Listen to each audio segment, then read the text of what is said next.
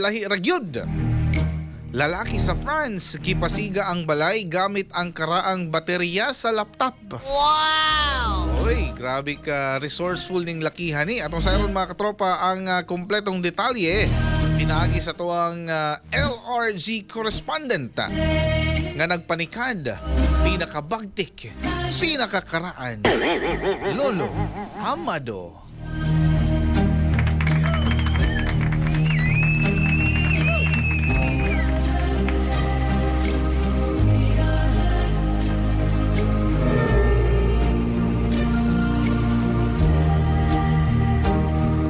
Happy weekend ka natong tanan, mga katropa.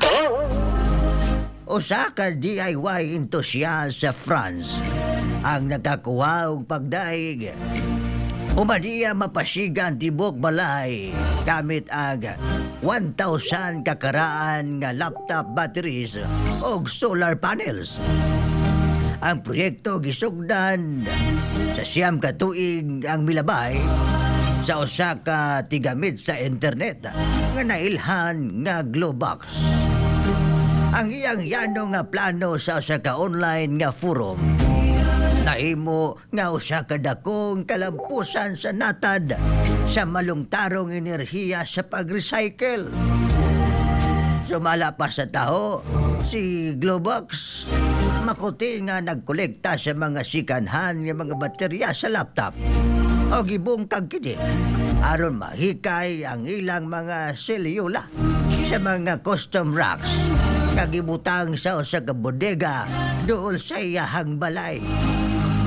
Ikonektar niya sila sa iyang solar setup sa 8 ka tuig nga direktang operasyon sa sistema. Walay bisan usa ka cell sa baterya ang napakyas. Usa ka impresibo nga estadistika lang sa usa ka proyekto sa DIY. Gikan sa miaging 7 ka kilowatts per hour, ipataas kini ni Globox sa iyang kapasidad sa produksyon sa enerhiya ngadto sa 56 kilowatts per hour. Ang iyang pamagi giisip nga usa ka maayong panigingnan kung giun siya pagkunhod sa mga basura sa elektroniko piniagi sa pag-recycle. Mo kadto nga tong balitang LRG kung lahira jud. Ako kini si Lolo Amado, dili gwapo, dili macho, pero delikado sa mga chicks. Agay. Daghang salamat. Bye-bye.